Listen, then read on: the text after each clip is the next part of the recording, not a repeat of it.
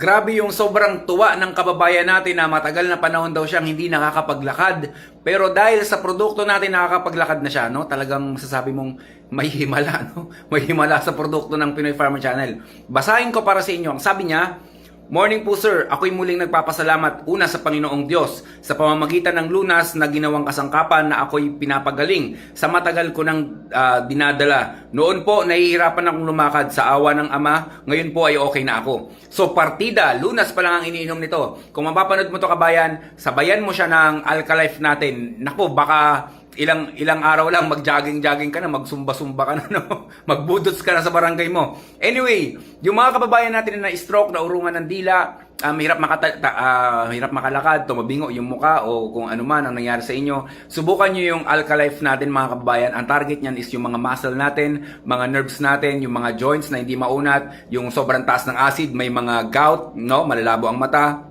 Napakaganda ng Alkalife natin. Siyempre, hindi mas magiging epektibo yan kung sasamahan mo ng lunas, no?